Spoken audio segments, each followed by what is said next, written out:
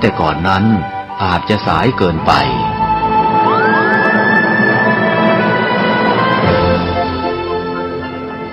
เราควรใช้สื่อนำธรรมะเข้าไปให้ถึงภายในบ้านโรงเรียนองค์กรต่างๆให้มากที่สุดการใช้สื่อจะทำให้ผ่อนแรงและประหยัดทั้งคนและเวลาเทศนาผ่านสื่อเพียงคนเดียวเสมือนเราเนรมิตนักเผยแผ่ได้เป็นหมื่นเป็นแสน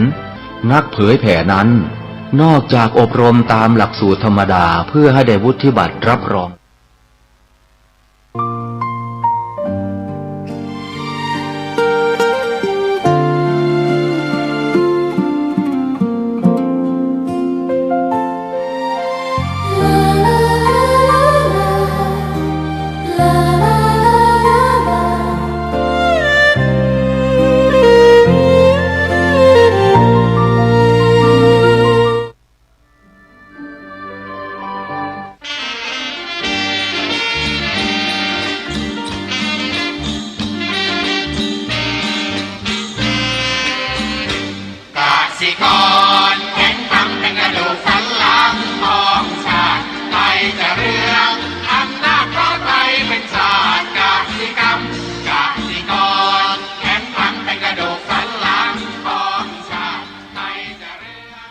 รายการต่อจากนี้ไป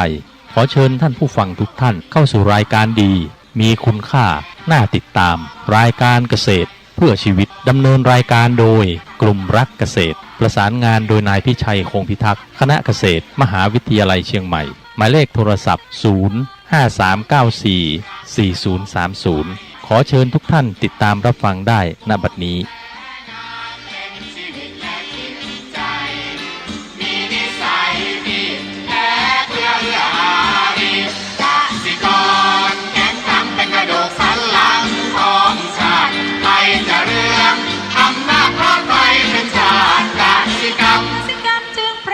เป็นหลักมันอาชีพสำคัญผู้ไทยที่ไร้สีใครจะเก็บใครจะแข็งแรงทวีสวัสดีครับท่านผู้ฟังพบกับรายการเกษตรเพื่อชีวิตสำหรับวันนี้เสนอเรื่องเงินและการเงินตอนที่2ก่อนเข้าสู่รายการก็มีธรรมะมาฝากท่านผู้ฟังหัวข้อจากหนังสือพจนานุกรมพุทธศาสตร์ฉบับประมวลศัพท์เรียบเรียงโดยเทพเวทีประยุทธ์โตมหาจุฬาลงกรณราชวิทยาลัยพิมพ์เผยแพร่ปี2533หัวข้อธรรมะวันนี้คือปณิธานคำว่าปณิธานนั้นแปลว่าการตั้งความปรารถนานะนี่ตั้งความปรารถนาเนี่ยคำว่าความปรารถนาเนี่ยก็คือความต้องการต้องการไม่ว่าจะเรื่องการต้องการฟันฝ่าอุปสรรคพ้นจากทุกข์และมีความสุขนะอันนี้เป็นความต้องการที่เกิดขึ้นเขาบอกความเรื่องของความปรารถนานั้นมีความสำคัญของการมีชีวิตที่มีความหมายคือช่วยให้เราตั้งเป้าหมายทั้งในระยะสั้นระยะกลางและระยะยาวได้อย่างชัดเจนมีกำลังใจทำสิ่งสำคัญท้าทายความคิดสร้างสรรค์และมีแรงบันดาลใจในการใช้ชีวิตทุกวันเพื่อให้ชีวิตมีคุณค่าและตระหนักถึงความสุขที่เกิดจากการพัฒนาตนเองและการตอบแทนสังคมเขาบอกการตั้งความปรารถนาเนี่ยที่ถูกต้องในการใช้ชีวิตควรกำหนดความปรารถนาให้ชัดเจนแล้วก็เฉพาะเจาะจงมากที่สุดนะเพราะมันเป็นตัวตั้งคำถามว่าเรานั้นทำไมถึงอยากให้ความปรารถนานี้เป็นจริงนะมันจะเป็นตัวสำคัญเมื่อเราตั้งความปรารถนาแล้วมันจะมีความรู้สึกส่วนหนึ่งที่เกิดขึ้นว่าทำไมถึงอยากให้ความปรารถนานี้เป็นจริงเพราะนั้นมันก็เกิดการพิจารณาหาทางก็เรียกหาทางทำให้เกิดความเป็นจริงเกิดขึ้นซึ่งความเป็นจริงเกิดขึ้นเนี่ยก็คือนั่นแหละสมปรารถนาที่เกิดขึ้นคนเราเนี่ยปกติแล้วเนี่ยมัน เอ่อที่คนใช้ชีวิตปัจจุบันมันแตกต่างจากรุ่นก่อนๆรุ่นก่อนๆนี่เขาก็มีความปรารถนาซึ่งก็ไม่ได้แข่งแย่งแข่งขันก็ได้ไม่ได้มองถึงข้างหน้าที่มากกว่านี้เพราะว่าเขาอยู่ชีวิตอย่างนี้มันก็อยู่ธรรมชาติมีความสุขแล้วก็ไม่ต้องแข่งแย่งแข่งขันกับใครนะดังนั้นการอยู่รอดของเขาเนี่ยก็มุ่งมองอยู่ที่ตัวเขาเองเขาทำให้มากที่สุดเพราะสิ่งแวดล้อมไม่ก็มีอิทธิพลเท่าไหร่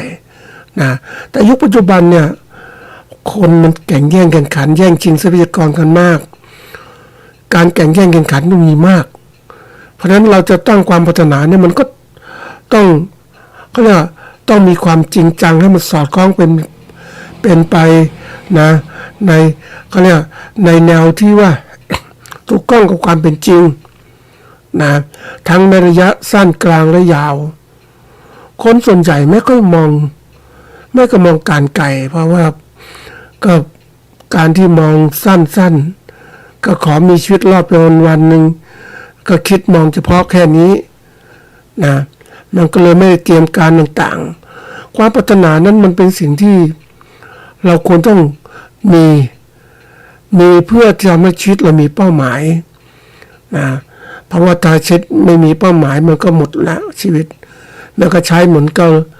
เรือลอยตามน้ำหรือกอสวะลอยอยู่ในลำคลองมันไม่ใช่ชีวิตที่แท้ที่ของการเป็นมนุษย์เขาบอกมนุษย์เนี่ยจะสมบูรณ์ได้ก็ต้องมีการเรียกมีคือการฝึกอบรมจากการที่เรียนรู้จากห้องเรียนมีผู้สอนมีอะไรเรียนรู้จากสิ่งแวดล้อมภายนอกก็สอนเราคนภายนอกสอนเราเรียนรู้จากตัวเองที่ทำด้วยตัวเองมันเรียนรู้ตรงนี้แหละมันจะฝึกตนเองเขาเรียกการฝึกฝนอบรมตนเองนั้นเป็นทางแห่งการพัฒนาตนเองและที่สุดมันก็ทำให้ความพัฒนาของชีวิตประสบความสำเร็จแล้วก็มีความสามารถคนส่วนใหญ่ต้องมาฝึกตรงนี้ทีนี้บางทีว่าเราเขาบอกว่าบางครั้งคนที่มัวก้มหน้าก้มตาทำแต่งานนะก็คงไม่ค่อยมีโอกาสมองไปข้างนอกมันก็เลยทำให้ชีวิตจมปลักอยู่อย่างนั้นบางครั้งการทำอะไรซ้ำๆมันก็แน่นอนไม่ให้เกิดความอะไรที่ก็เรียกว่าที่ก้าวหน้ามากขึ้นแต่บางครั้งมันซ้ำเกินไปเนี่ยมันก็คงอยู่กับที่นะมันต้องมีการเปลี่ยนแปลงเมื่อเรากินอาหารเนี่ยกินทุกวันกินเช้าก็กินข้าวก็กินทุกวันแต่ทีนี้เราเปลี่ยนแปลงยังไงเราไม่ได้กินเรากินซ้ำแต่เรากินอาหารชุดใหม่ไปเรื่อยๆเปลี่ยนไปทุกวันอันไหนที่เหมาะสมเพราะนั้นนี่คือชีวิตที่มันเปลี่ยนแปลงมันจะคงที่ไม่ได้การตั้งความตระหนักก็เช่นกันเราต้องทำเพื่อการที่มีชีวิตที่ดีขึ้นนะวันนี้เข้าสู่รายการของเราคือเรื่องของการเงินและการเงินนะเงินหมายถึงสิ่งที่คนในสังคมยอมรับใช้เป็นสื่อกลางในการแลกเปลี่ยนสินค้าและบริการสามารถวัดมูลค่าของสิ่งของได้และทำหน้าที่เก็บรักษามูลค่าเช่นเงินสดเหรียญกระสาบหรือเงินฝากในธนาคารเงินยังมีบทบาทสำคัญในการขับเคลื่อนเศรษฐกิจและกระตุ้นการผลิตนะ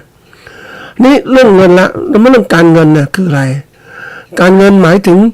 ระบบและกระบวนการที่เกี่ยวข้องกับการจัดการการเคลื่อนไหวและการบริหารการจัดการเงินในระดับบุคคลครอบครัวธุรกิจหรือประเทศเช่นการวางแผนใช้จ่าย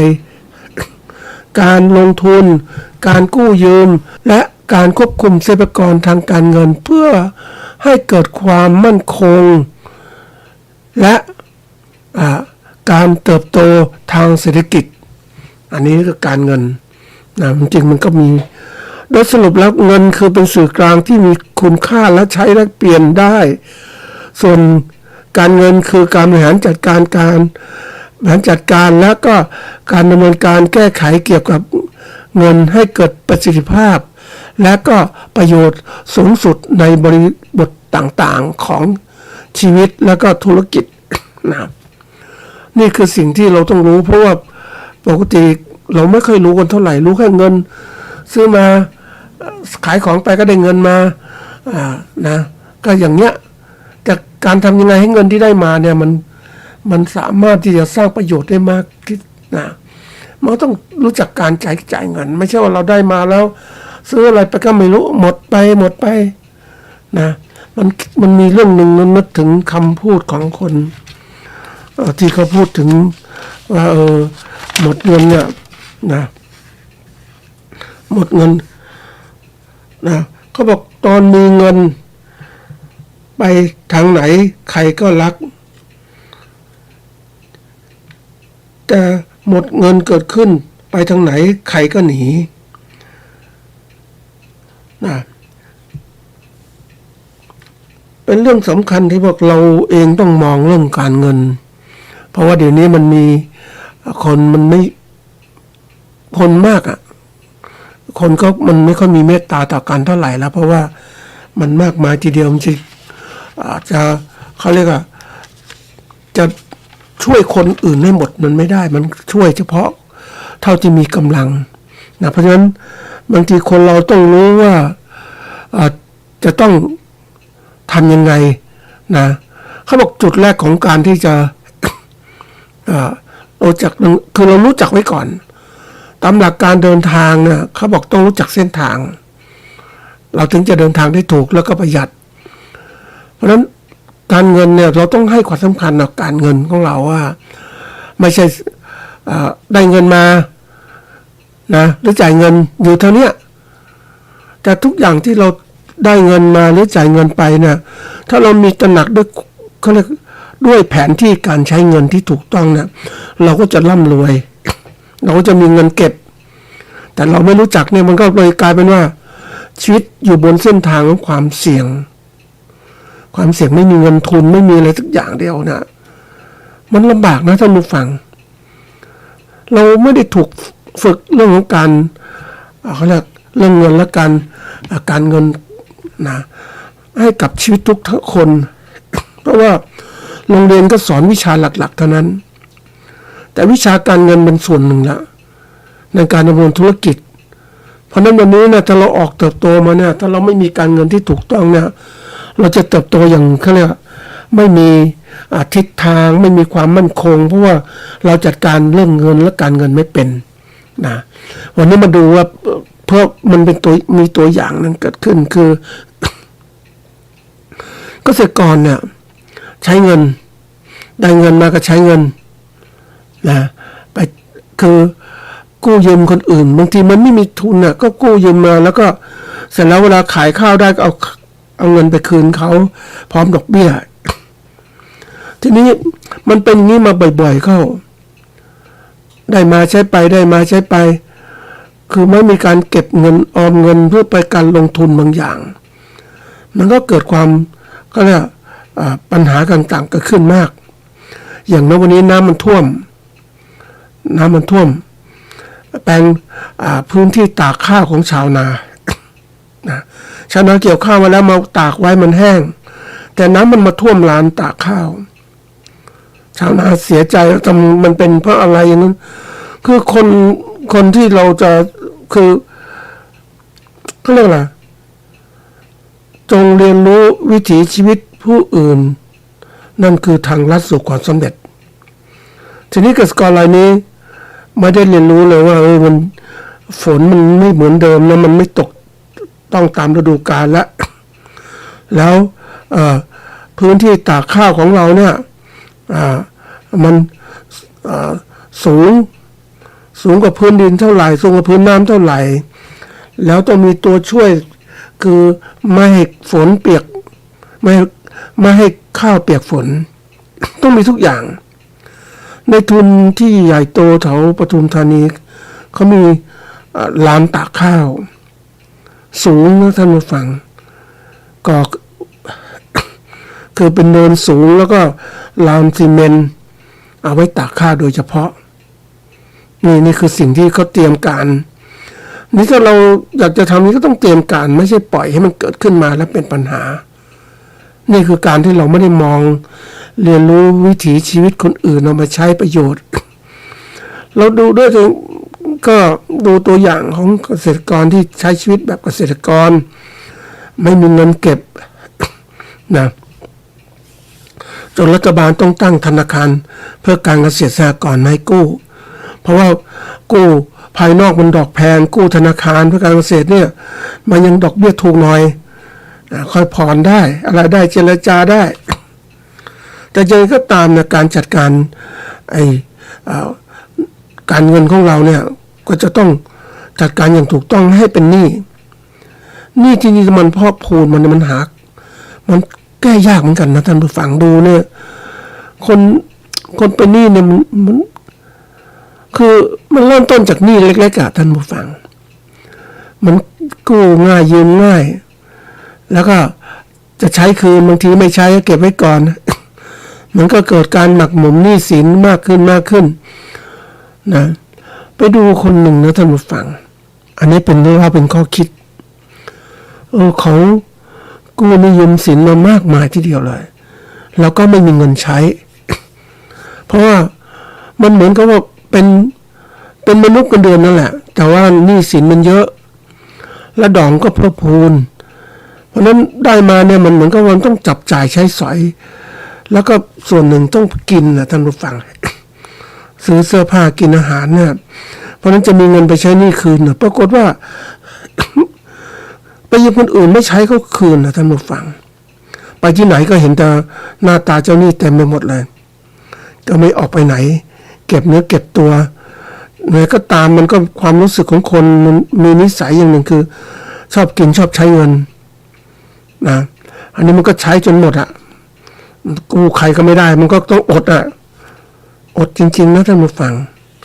ไปไหนเขาไม่ให้กู้ละเพราะว่าของเก่ายังไม่คืนนี่คือความผิดพลาดของการที่ไม่จัดการกับการเงินที่ถูกต้องปกติเงินที่ได้มาจากไม่ว่าจะเป็นค่าจ้างรายวันหรือรายเดือนรายแล้วแต่หรือจ้างเหมาเนี่ยเขาจะมีถ้าเราบริหารเป็นมันจะมีเงินที่เหลือเก็บ เราใช้เราเหลือเก็บได้ด้วยแต่ถ้าบริหารไม่เป็นเนี่ยมันไม่เหลือเก็บแล้วมันอาจจะไม่พอใช้อีกต่างหากแล้วยิ่งหนี้สินเขาดอกเบี้ยที่มันบานที่สุดเขาบอกเขามีคำพูดคำหนึ่งบอกว่าดอกที่บานเร็วมากนี่ก็คือดอกเบี้ย นะถ้าคุณกำจัดไม่ได้มันจะขึ้นมากๆนะอันนี้เป็นสิ่งที่น่ากลัวนี่มาถึงเรื่องของพูดตรงนี้เป็นเรื่องให้เห็นว่าเราต้องใส่ใจการเงินนะท่านผู้ฟังอย่าไปปล่อยป่าละเลยเตรียมการต่างๆนะในการที่จัดการ นี่ความแตกต่างระหว่างเงินกับการเงินนะคืออะไรเงินหมายถึงสื่อกลางในการแลกเปลี่ยนสินค้าบริการที่มีลักษณะจับต้องได้เช่นเหรียญธนบัตรต่างๆการเงินคือระบบและกระบวนการจัดการเกี่ยวกับเงินทั้งหมดรวมถึงการวางแผนการลงทุนการกู้ยืมการควบคุมใช้เงินในระบบต่างๆในธุรกิจของเรานะอันนี้คือความแตกต่างเงินและการเงิน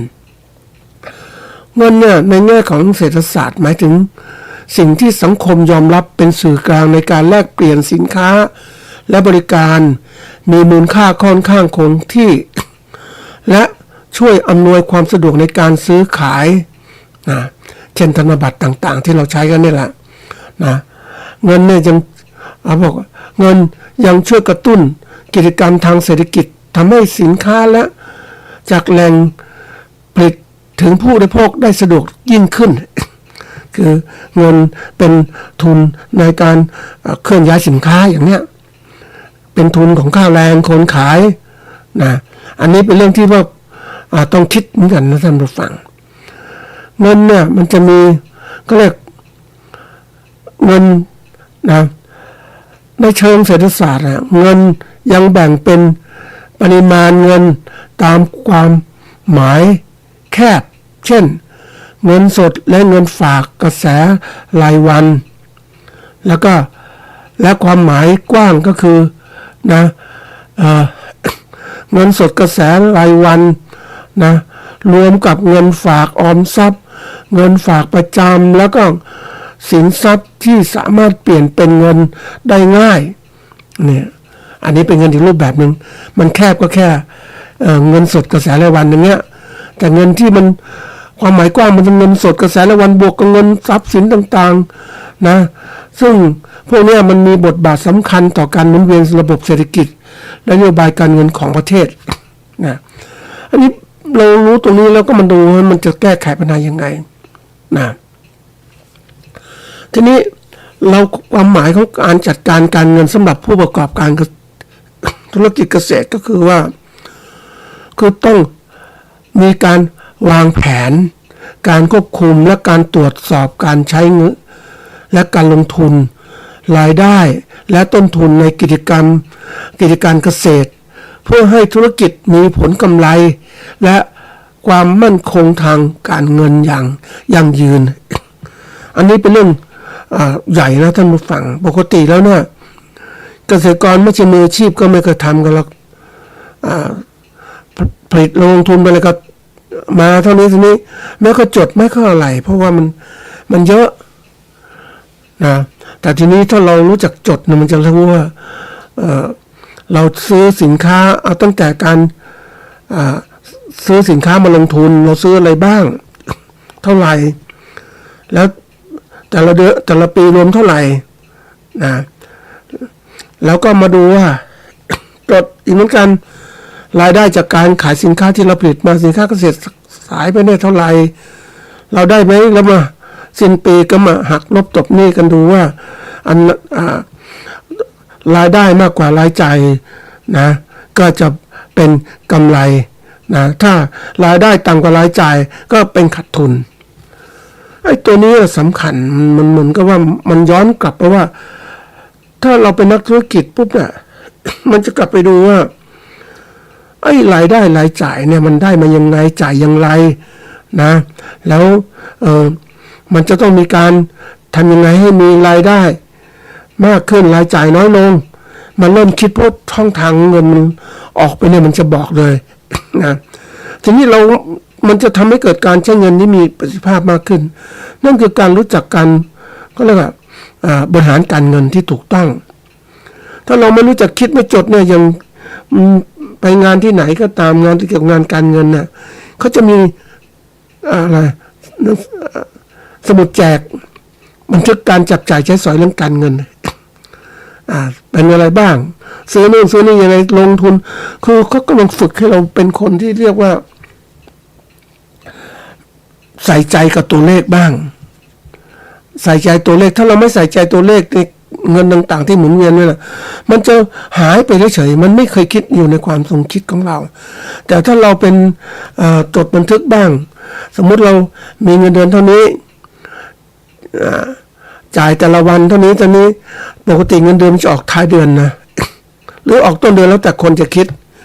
แต่ว่ามันจะมีตัวสำคัญคือตัวหนึ่งคือการจดการจ่ายอะไรบ้างบางทีเราจ่ายปุ๊บเนี่ยเราจ่ายตามใจเราอ่ะบางทีถ้าเราจ่ายตามใจมันก็ไปตามใจเราอ่ะ อยากได้แล้วก็ซื้อไปทั้งที่มันไม่จำเป็นอ่ะนะแล้วเสร็จแล้วมันก็ละมันจ่ายมากมันก็หมดสิเงินที่เรารับมันก็หมดอ่ะไม่มีเงินไปลงทุนไม่มีเงินเก็บเลยอ่ะนะอันนี้คือเรื่องใหญ่นะเพราะนั้นบางทีการก็บอกว่า ต้องเมื่อหาเงินมาได้แล้วจับจ่ายใช้สอยจริงที่จำเป็นคืออาหารการกินเสื้อผ้ายารักษาโรคอย่างเงี้ยหรือการรักษาของโรคอย่างเงี้ยนะมันเป็นตัวที่บอกว่าเราก็เรียกว่าเราจะจ่ายเงินเป็นเพราะจ่ายแล้วเกิดประโยชน์เกิดขึ้น มันจำเป็นต้องจ่ายนะทีนี้จะลองไปซื้อไปเห็นที่ว่าโอ้ยังนึกถึงมันก็ติดใจนะท่านผู้ฟังเกษตรกรชาวนาอยากจะมีรถนะทีนี้จะเป็นรถควายเหล็กก็เพราะว่าอย่างหนึ่งรถอีแตนก็ว่าอย่างหนึ่งแต่นี่อยากจะมีรถเก๋งนะก็มีปกติก็ชอบรถกระบะเพราะบรรทุกได้อะไรได้แต่ว่า มันดูแล้วเนี่ยมันสะดวกจริงแต่ค่าใช้จ่ายเพื่อความสะดวกสบายเหล่านี้มันกินเงินเยอะนะคำพูดคำหนึ่งของคนที่เขาบอกว่ามีรถเนี่ยก็เหมือนก็มีตัวสูบเงินอยู่ในบ้าน นะเราใช้ที่จำเป็นก็จริงแต่ว่าบางทีไม่ใช้ไปเนี่ยมันก็เสียหายออกไปใช้อีกนี่ไปเจอคนที่ใช้รถนะท่านผู้ฟังเขาซื้อรถมาแล้วเขาอยากได้แต่มันกินน้ำมันมากท่านผู้ฟังเขาไม่ได้ดูว่าจะคนซื้ออะไรที่มันเลยแต่เขาอยากได้แล้วได้มาแล้วปรากฏมันกินน้ำมันเยอะแล้วกินมันเยอะมันคำนึงถึงว่าเฮ้ยรถกินน้ำมันวิ่งไปวิ่งมาเปล่าๆทำไมไม่อยากวิ่งเขาบอกคิดอย่างนั้นไม่ได้มีรถก็ต้องวิ่งจ่ายเสียเท่าไหร่ก็ต้องเสียทำไมก็จะมาจอดทิ้งไว้ก็เสียสิแล้วก็ลงทุนซื้อไปแล้วเพราะฉะนั้นมันก็เลยกลายเป็นตัวสูบเงินของบ้านของครอบครัวเล็กๆที่หลายคนก็มีปัญหาอย่างนี้นี่คือการใช้จ่ายเงินไม่เป็นนะทีนี้มาถึงเรามาพูดถึงเรื่องนักธุรกิจของเราเนี่ยเราเป็นนักธุรกิจเกษตรเราต้องมีการจดบัญชีต่างๆทั้งหมดไว้การที่เราให้ความสำคัญการเงินสำคัญมากก็คือช่วยเราควบคุมต้นทุนแล้วก็เพิ่มประสิทธิภาพการใช้ทรัพยากรการเงินสามารถวางแผนการลงทุนที่เหมาะสมกับและมีเป้าหมายชัดเจนช่วยให้รับมือกับความเสี่ยงและความไม่แน่นอนของตลาดและสภาพดินฟ้าอากาศได้นะทำให้ธุรกิจมีสภาพคล่องทางการเงินและสามารถบริหารหนี้สินได้อย่างมีประสิทธิภาพความเสริมสร้างความน่าเชื่อถือในการขอสินเชื่อหรือขอร่วมทุนกับใครก็ตาม กู้เงินธนาคารก็เหมือนกันในนี้มันก็ปกติแล้วถ้าเราความสำคัญมันจะสำคัญถ้าเราไม่สำคัญมันก็จะหายมันไม่สนใจมันก็เลยกลายเป็นไม่สนใจนำตัวร้ายนะท่านผู้ฟังทั้งที่มันมีความสำคัญเงินเนี่ยถ้าไม่สนใจในการจับจ่ายใช้สอยที่ถูกทางนะมันจะไหลไปเรื่อยๆนะไปเห็นบางคนที่ใช้นะแม่อะไรมันคือฐานะก็ไม่ดีนะท่านผู้ฟังนะแต่ไปเย็นก็ไปร้านเหล้านะไปกินทีละน้อยก็แล้วแต่มันก็สะสมไปซื้อหวยซื้ออะไรหวังจะรวยมันก็เป็นเรื่องที่ว่าโอ้โหมันไม่ถูกต้องเห็นงานเที่ยวที่ไหนก็ไปนะเงินมันไปกู้ออกมาอะไรมาเนี่ยมันไม่ได้ท่านผู้ฟัง ไปเจอคนที่กำลังสร้างเนื้อสร้างตัวโอ้โหมันก็เก่งนะอันนี้เป็นพวกไทยใหญ่ที่เข้ามาอยู่ประเทศไทยเริ่มแต่งงานมีครอบครัวมีลูกมีความรู้สึกว่ามันทำไงจับจ่ายใช้สอยวางแผนยังไงจะต้องทำยังไงต้องหารายได้เพิ่มยังไงได้เงินมาจับจ่ายยังไงจะเที่ยวเหมือนเดิมไม่ได้ นะความประหยัดมันเกิดขึ้นนั่นเองเขาบอกการจัดการการเงินที่ถูกต้องควรมีจัดการอย่างเป็นระบบจะต้องมีการวางแผนงบประมาณอย่างเราต้องตั้งวงเงินของการทำนาปีนี้กี่หมื่นก็ว่าไปแล้วก็มีการอันที่สองมีการบันทึกบัญชีจัดเก็บข้อมูลการเงินอย่างละเอียดและแม่นยำอันที่สามบริหารเงินสดจะมีเท่าไหร่ในมือของเราควบคุมการไหลของเงินเข้าออกเพื่อรักษาสภาพคล่องอันที่สี่วิเคราะห์ต้นทุนแล้วก็ผลกำไรที่จะเกิดขึ้นเพื่อตัดสินใจในเรื่องการปรับปรุงกระบวนการ การผลิตแล้วก็การตลาด อันนี้สำคัญนะท่านผู้ฟังข้อที่สี่เนี่ยต้องมีการวิเคราะห์ต้นทุนและผลกำไรคือวิเคราะห์เนี่ยบางทีเราทำสองส่วนนั้นส่วนแรกก่อนลงทุนเราก็วิเคราะห์ว่าความเป็นไปได้ของโครงการมันเป็นอย่างไรมันจะมีไหมจะได้ผลกำไรเราคิดคาดการณ์ด้วยเหมือนกับยกเมฆขึ้นมาดูนะแต่ทีนี้มาเสร็จโครงการแล้วเราก็มาทำอีกอันนี้วิเคราะห์ต้นทุนและผลกำไรเชิงวิเคราะห์เลยว่ามันตกลงมันมีกำไรไหมนะแล้วก็กำไรไม่ได้จากตรงไหนหรือขาดทุนมันเกิดจากตรงไหนอย่างเนี้ยมันทำให้เราเก่งขึ้นนะท่านผู้ฟังถ้าเราทำนี้บ่อยๆนะเราจะเก่งมากขึ้นเราต้องฝึกตั้งแต่วันแรกในการทำการเกษตรนะหรือธุรกิจเกษตรต้องหัดทำเรื่องนี้เพราะว่ามันเป็นเรื่องสำคัญในตัวนี้มันจะเป็นตัวชี้ถึงประสิทธิภาพในตัวเราปกติคนเราเนี่ยเราก็หวังสำเร็จทุกคนนั่นแหละแต่สำเร็จดีๆมันต้องมีตัวชี้เขาเรียกนะมีผลวิเคราะห์มาชี้นำมาชี้ตัวชี้นะว่าสำเร็จจริง ไม่สำเร็จโดยการโกหกหลอกลวงบางคนเนี่ยเขาเรียกว่าขายของเนี่ยนะเอาขายน้ำยาก็ได้แล้วก็ได้เงินมาเป็นก้อนเยอะมากมองดูเยอะนะรู้สึกภูมิใจกันเยอะแต่ถามว่าต้นทุนที่ลงไปนะมันเป็นเท่าไหร่ไม่รู้แต่ค่าน้ำค่าปุ๋ยดูได้อะไรดูได้ค่าแรงตัวเองก็ไม่ได้ใส่อะไรวันๆอยู่ไปวันๆนึงปกติถ้าเราทำธุรกิจนะท่านผู้ฟัง ไม่ว่าจะอยู่นิ่งๆหรืออะไรก็ตามในช่วงเวลาทำธุรกิจเหล่านี้แล้วนั่นคืออะไรนั่นคือเราใช้ความสมมติเราใช้ความคิดก็นั่นก็ทำธุรกิจมันเป็นงานอะที่ต้องทำไอ้งานเหล่านี้ที่ต้องทำเพราะนั้นผลตอบแทนงานก็คือต้องมีเงินเดือนหรือผลตอบแทนที่เกิดขึ้นเราไม่ใช่ว่าไม่คิดอะไรไม่ลงทุนทำนะมันก็ไม่ได้มันต้องคิดตลอดเวลาที่เราทำงานอย่างนี้มันช่วยทำให้เรานั้นเขาเรียกให้ความสำคัญกับการงานบางทีคนอยู่เฉยๆเนี่ยเป็นไงอันถัดมาคือการวางแผนและการลงทุนบริหารความเสี่ยงต่างๆที่เกิดขึ้นนะการวางอันนี้สำคัญนะท่านผู้ฟังเรื่องของการวางแผนนะบริหารความเสี่ยงต่างๆเนี่ยเพราะว่ามันจะมีตัวที่ก็ไม่มั่นคงทางภายนอกเกิดขึ้นคือคำว่าความเสี่ยงคือการเกิดขึ้นของสิ่งไม่พึงปรารถนาในการทำธุรกิจของเรานะอย่างเราคาดการณ์ว่านาข้าวเนี่ยเราจะได้ไร่ละ 1,500 กิโลกรัมต่อไร่แต่วันดีก็ดีมีแมลงระบาดมีน้ำขาดน้ำต่างๆเนี่ยมันไม่ถึงมันก็นี่คือความเสี่ยงเราต้องการเกษตรมันเป็นความเสี่ยงนะท่านผู้ฟัง อันนี้เคยถามประกันภัยนะท่านผู้ฟัง ประกันภัยมองมากับความเสี่ยงมักจะเรื่องเราชอบประกันรถยนต์นู่นนี่เนี่ยนะมันเห็นตัวสินค้ามันเห็นอะไรต่างใช่ไหมแล้วมันก็ถ้ามันเสียหายก็เห็นผลตอบแทนแต่ประกันเสี่ยงภัยสินค้าเกษตรเนี่ยมันโหมัน ไม่เคยมีใครทำนอกจากบริษัทใหญ่ๆเขาทำกันแต่ว่ามันส่วนใหญ่จะเสี่ยงก็เฉพาะเรื่องของการขนย้ายสินค้าเกษตรไปนู่นไปนี่หรือว่าอะไรต่างๆเหล่านี้แต่ถ้าผลิตสินค้าเกษตรมีใครค่าเสี่ยงนะเพราะว่าอะไรมันมีปัจจัยที่เกี่ยวข้องมากมายทั้งดินฟ้าอากาศ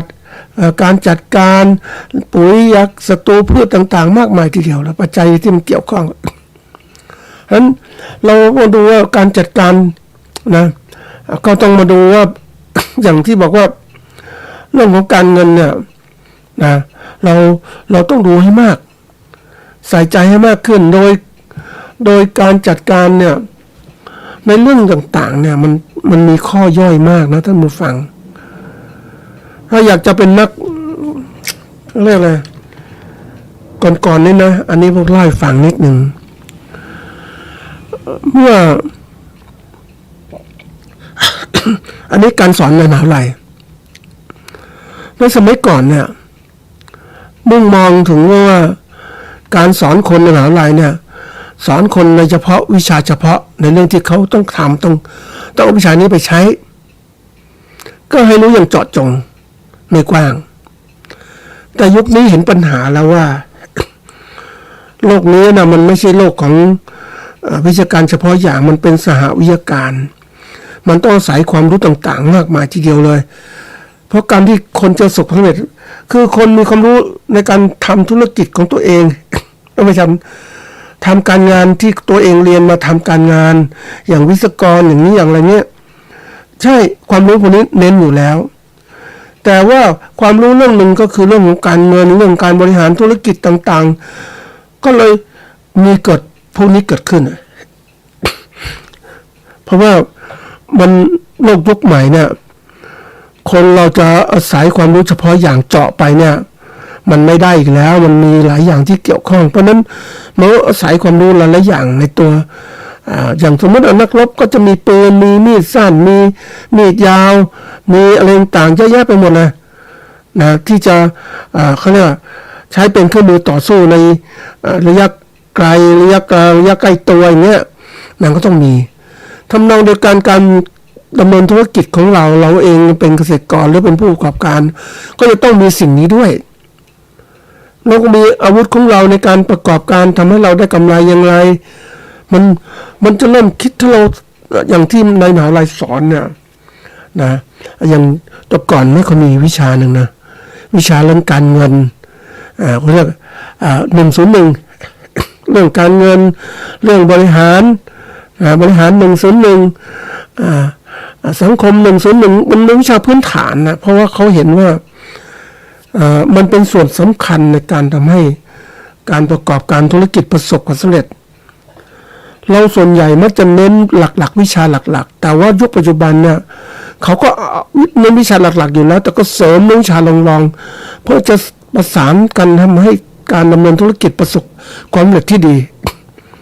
นะมันไม่ใช่ว่าอยู่อย่างแต่ก่อนเนี่ยมัน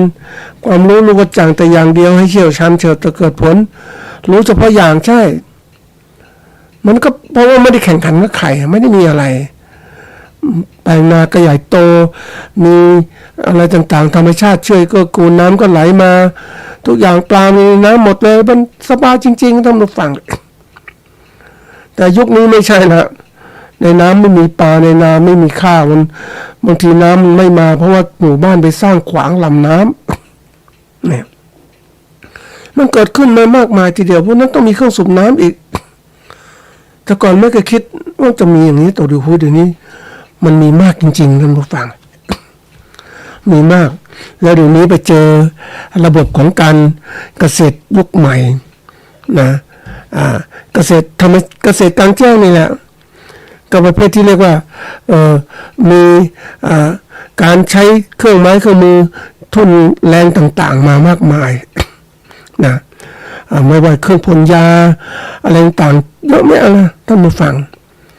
นี่คือต้องใช้ทุนในบริหารให้เป็นจะรู้เดี๋ยวนี้มีใหม่ระบบการเกษตรแบบเกษตรอุตสาหกรรมเป็นการปลูกมะเขือเทศในโรงเรียนอันนี้ก็ไปเห็นมาเหมือนกันนะท่านผู้ฟังพวกนี้มันเหมือนกับว่า คนที่เป็นเจ้าของเนี่ยเขามองโลกไว้ว่าถ้าเมื่อใดก็ตามการปลูกพืชบนที่แจ้งเนี่ยมันไม่สามารถควบคุมปัจจัยอะไรได้มากมายปัจจัยภายนอกที่จะมาส่งผลกระทบต่อการผลิตมะเขือเทศของเขา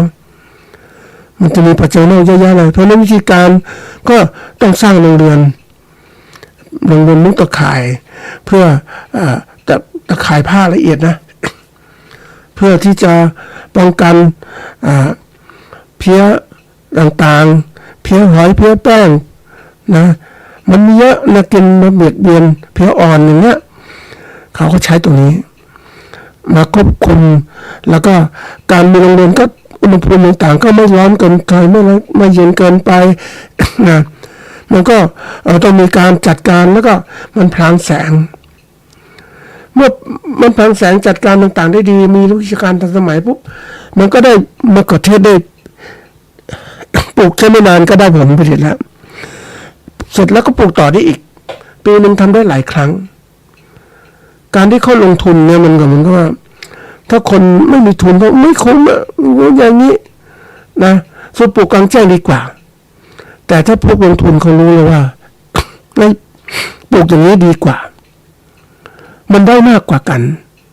ไอ้คำว่าได้มากกว่ากันคือเขาวิเคราะห์ต้นทุนแล้ว มันจะมีต้นในการปลูกพืชต่างๆมันจะมี ต้นทุนคงที่และต้นทุนผันแปรอย่างสมมติเราลงทุนเครื่องต้นคงที่คือ นะปลูกข้าวโพดไปปลูกมะเขือเทศในแปลงกว้างนะก็ลงทุนแค่ปุ๋ยพันธุ์พืชยาฆ่าแมลงค่าแรงงานค่าเก็บเกี่ยวค่าอะไรนะไม่ลงทุนคือมีเครื่องจักรที่ต้องลงทุนนะในการยกล่องต่างๆนะมีเครื่องพ่นยานะอันนี้ต้นทุนผันแปรก็คือเป็นพวกของแรงงานค่าสารเคมีค่าอะไรต่างๆอย่างนี้นะทีนี้ถ้ามาปลูกในโรงเรือนปุ๊บเนี่ยมันต้นทุนคงที่มันสูงคือโรงเรือนค่าโรงเรือนก็เยอะแล้ว ต้นทุนหมุนแปรก็เปลี่ยนมาจากธรรมชาติก็คือปุ๋ยยาฆ่าแมลงนะแล้วแต่อันนี้ไม่มากก็เป็นสิ่งที่เกิดขึ้นคนจะเลือกยังไงทีนี้มันต้องมีข้อมูลในการพิจารณาเลือกว่าจะปลูกในกลางแจ้งได้ในโรงเรียนแต่คนที่มองโลกกว้างมาละเอียดมากขึ้นก็เห็นเลยว่า มันปลูกในโรงเรียนมันมีโอกาสที่จะพัฒนาการต่างๆได้มากขึ้นผลผลิตก็มากขึ้นแม้ต้นทุนจะสูงแต่ว่าสามารถคืนทุนได้ใน4-5 ปีแล้วแต่นี้เป็นเรื่องที่เขาคิดเขาวิเคราะห์ดูตัวเลขก่อนจะทำโครงการใดก็มีการวิเคราะห์อย่างนี้การเงินอย่างนี้แล้วเมื่อเสร็จถึงฤดูการจบของการได้ผลผลิตปุ๊บก็ไม่คิดนะค่าต้นทุนค่าเสริมราคาของต้นทุนคงที่เท่าไหร่ต้นทุนแปรที่ใช้ไปเท่าไหร่ค่าแรงงานเท่าไหร่ก็ใส่ไปก็มันสามารถคำนวณได้นี่แล้วก็เปรียบเทียบได้ถ้าเราอยากจะทำ2 อย่างก็ทำนี่คือการที่เขาเรียกว่าการมองเห็นค่าของเงินที่เราจะบริหารเงินให้เกิดประโยชน์สูงสุดของเรานะทีนี้มันส่วนหนึ่งคือว่าเราเองเนี่ยเราจะไปบางคน ได้เงินมาแล้วก็ภูมิใจกับเงินโอ้โหมันเงินมากต่างๆเนี่ยก็เอาไปเก็บไปฝากธนาคารเก็บออมนะก็คิดว่ามันจะได้รายได้อย่างน้อยได้ดอกเบี้ยแต่ดอกเบี้ยมันต่ำนะท่านผู้ฟังมันญี่ปุ่นดอกเบี้ยไม่ถึงบาทเลย50 ตังค์อย่างเงี้ยนะก็เลยบอกว่าเราต้องดูว่าตัวสำคัญที่สุดเนี่ยเขาบอกมันมีตัวหนึ่งที่มันเกี่ยวข้องกับการเงินของเราก็คืออัตราเงินเฟ้อคืออัตราเพิ่มขึ้นของระดับราคาสินค้าและบริการทั่วไปในระบบเศรษฐกิจในช่วงระยะเวลาหนึ่งซึ่งสะท้อนถึงค่าของชีพที่เพิ่มขึ้นสูงขึ้นเงินเฟ้อในระดับที่สามารถที่เหมาะสมเป็นสิ่งสำคัญเพราะช่วยกระตุ้นเศรษฐกิจแต่หากเงินเฟ้อสูงเกินไปจะส่งผลกระทบต่อต้นทุนการครองชีพและลดค่าใช้จ่ายในการ ลดกำลังซื้อของประชาชนอันนี้มันเห็นชัดเจนว่า เอาตัวอย่างเงินเฟ้อเงินที่เราเก็บไปเนี่ยเราคิดว่าดอกเบี้ย1 บาทต่อดอกเบี้ย1 บาท100 บาทได้ดอกเบี้ย1 บาทภายใน1 ปีแต่ใน1 ปีเนี่ย1 บาทเนี่ยมันค่าเงินมันลดลงมันเฟ้อไปอาจจะเป็น120 บาท105 บาท110 บาทอย่างเงี้ยค่าเงินมันตกถ้าพูดต้องใช้เงินจำนวนมากซื้อเหมือนกับเราแต่ก่อนเราใช้เงินแค่สมมติว่า25 บาทซื้อก๋วยเตี๋ยวได้ชามนึงตอนนี้ต้อง40-50 บาทซื้อก๋วยเตี๋ยวได้ชามนะประมาณ 3-4 ปีมานี่เองไม่นานนี่แสดงว่าค่าเงินมันตกลง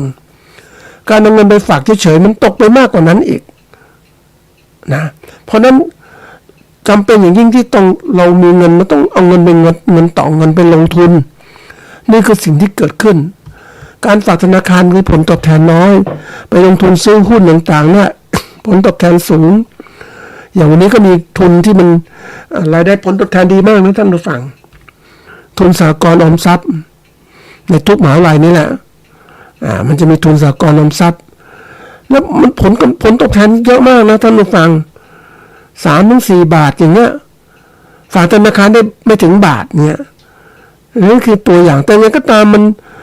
ค่าเงินมันลดลงเรื่อยๆท่านผู้ฟังเพราะว่า เราดูสินค้าค่าของชีพมันสูงขึ้นนี่คือตัวสำคัญอัตราเงินเฟ้อเนี่ยมันเป็นดัชนีชี้วัดสุขภาพทางเศรษฐกิจของประเทศทั้งคนคงที่นโยบายดัชนีเงินเฟ้อตัวนี้นะอันนี้มันต้องคิดมากเหมือนกันต้องดูการให้ผู้ประกอบการและนักลงทุนวางแผนการเงินและการลงทุนได้อย่างเหมาะสมเพราะเงินเฟ้อมันจะบอกเลยว่าถ้าคุณมีเงินมาเก็บไว้เฉยมันก็นิ่งเฉยนั่นแหละดอกเบี้ยนิดเดียวแต่คุณไปลงทุนเป็นยังไงบ้างแล้วคุณอยากจะได้เงินเพิ่มขึ้น คุณก็มาลงทุนในการที่ว่าทำเกษตรปลูกข้าวหลายครั้งอันนี้ไปเพราะคุณปล่อยเฉยๆไม่ได้นะอันเนี้ยค่าเงินมันลดลงคุณต้องโอนมาลงทุนแล้วเงินเนี่ยสามารถกระตุ้นหรือลดการใช้จ่ายและออมในระบบเศรษฐกิจได้นะมันมีผลนะท่านผู้ฟังดูเนี่ยไปที่ไหนเห็นเขาไม่มีเงินแล้วนั่งคิดมันโอ้โหทำไมเขาอยากกินสินค้าก็ไม่มีเงินอ่ะแล้วแต่ละคนก็คิดมากนะแต่ก่อนที่เกิดโควิดสมัยเมื่อก่อนปฏิวัตินู้นอ่ะโอ้จับจ่ายใช้สอยสะดวกมากเลยใครก็ซื้อสินค้าคล่องตัวมากเลยตอนนี้ไม่ค่อยมีเงินคนเดินผ่านไปไม่กล้าซื้ออ่ะนอกจากคนมีเงินจริงๆต้องซื้อสินค้าท่านผู้ฟังเขาไม่มีเงินซื้ออ่ะเงินซื้อเพราะอะไรมันตอนนี้มันโลกมันเป็นวิกฤตที่เกิดขึ้นคนตกงานคนไม่มีงานทำไม่มีเงินแล้วก็อาชีพการงานก็มั่นคงเพราะนั้นได้เงินจากการงานก็น้อยไม่พอใช้จ่ายเขาต้องประหยัดอ่ะมันจะหดตัวอย่างมากนี่มันปัญหานะเขาบอกอัตราเงินเฟ้อในรอบ10 ปีของประเทศไทยนะตั้งแต่ปี2015นะถึง2025นะมีแนวโน้มผันผวนตามสภาวะเศรษฐกิจโลกและปัจจัยภายในประเทศในปี2022เนี่ย3-4 ปีที่ผ่านมาเนี่ยนะถึง23เนี่ยเงินเฟ้อขึ้นแต่ระดับประมาณ 6-7% เนื่องจากราคาพลังงานและวัตถุดิบเพิ่มขึ้นอย่างรวดเร็วเห็นไหมนี่เงินเฟ้อสูงนะขณะการเงินฝากธนาคารเราก็ได้ดอกเบี้ย50 ตังค์หรือบาทหนึ่งอย่างนี้ดีที่สุดก็บาทกว่าปี2524ถึง25ก็คือ67-68อะเงินเฟ้อเริ่มลดลงอยู่ในช่วง0.3% ถึง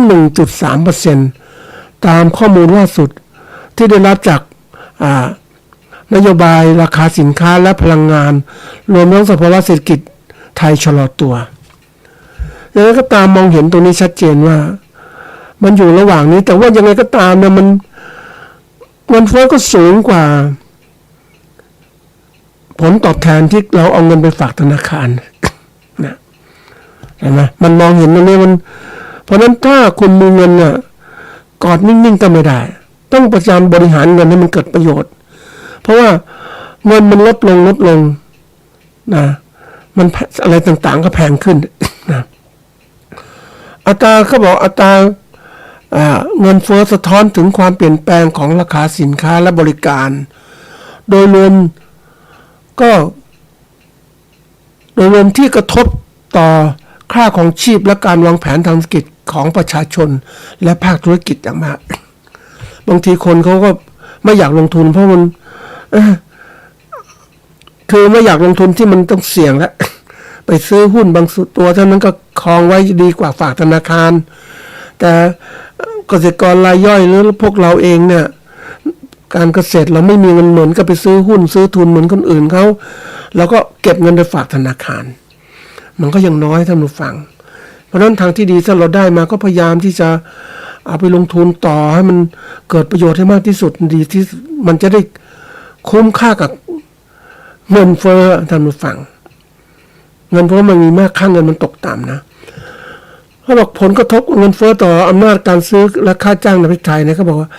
อำนาจซื้อของประชาชนลดลงค่าจ้างที่เพิ่มขึ้นไม่ทันกับเงินเฟ้ออย่างเขาเรียกว่าค่าจ้างรายวันสมมตินะวันละ350 บาทแต่ก๋วยเตี๋ยวมันขึ้นจาก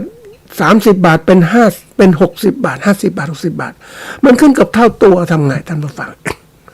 ค่าจ้างก็ยังคงที่เหมือนเดิมอันนี้เป็นเรื่องสำคัญมันมีผลกระทบต่อเศรษฐกิจโดยรวมของประเทศแล้วก็เชิงสังคมวันนี้บุคคลเนี่ยก็ไม่ค่อยสงบเท่าไหร่เพราะว่าไม่มีเงินใช้ไม่มีเงินมันก็เลยทุกข์นะท่านผู้ฟังจะทำอะไรก็ไม่ได้มันกลัวนู่นกลัวนี่ไม่หมดแล้วสรุปแล้วเงินเฟ้อมีปัจจัย เป็นปัจจัยลดกำลังซื้อของประชาชนและส่งผลก่อต้นทุนชีวิตและรายได้จริงโดยที่ค่าจ้างมักปรับตามไม่ทันส่งผลให้คุณภาพชีวิตตกต่ำและความเหลื่อมล้ำทางรายได้เพิ่มขึ้นในสังคมไทย นะอันนี้เป็นเรื่องใหญ่นะท่านผู้ฟังเขาบอกว่าในช่วง5 ปีเนี่ยมันบอกเห็นชัดเจนเลยมันเห็นชัดนี่เราเองนั้นเรามองว่าความที่ว่าเราเองต้องรู้จักการเงินรู้จักเงินและการเงินให้มากบริหารอย่างถูกที่คือ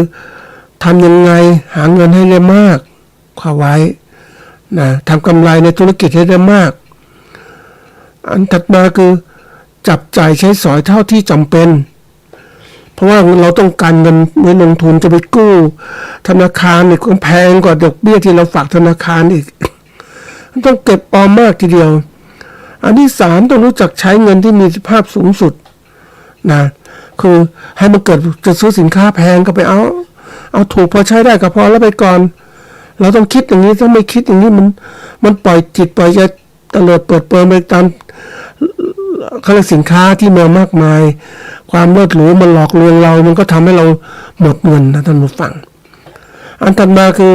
ได้แล้วก็เก็บอาจจะต้องซื้ออสังหาริมทรัพย์หรือซื้ออะไรที่มันสร้างเกิดประโยชน์เกิดขึ้นในระยะยาวด้วยถ้าเราลงทุนมาแล้วมีมากกว่าลงทุนก็ลงทุนซื้ออสังหาริมทรัพย์ก็ได้อย่างไรก็ตามมาตัวนี้ยังไม่เคยลดแต่ว่ามันซื้อถูกก็จริงแต่มันขายยากเหมือนกันนะ พวกอสังหาริมทรัพย์เนี่ยในนี้บางคนก็เล่นทองซื้อทองไว้นะก็แล้วแต่ท่านผู้ฟังแต่ทีนี้ว่าเราทำยังไงเนี่ยวันนี้อย่าให้เป็นหนี้ดีกว่า เพราะว่าปัญหาของสังคมเราไม่มั่นคงนะอะไรต่างๆไม่มั่นคงอาจจะเกิดสงครามเกิดความอดอยากยากแค้นเกิดขึ้น เราจะขอใครใช่ไหมเราจะหวังพึ่งรัฐบาลอย่างเดียวไม่ได้ต้องพึ่งตัวเองต้องเตรียมการเงินต่างๆให้มันมีความเพื่อมีจำนวนเงินที่มากพอต่อการดำรงชีวิตนะต้องหัดคิดนะท่านผู้ฟัง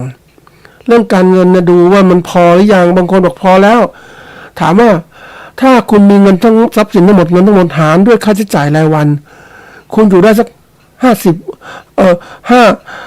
10 ปีได้ไหมอย่างเนี้ย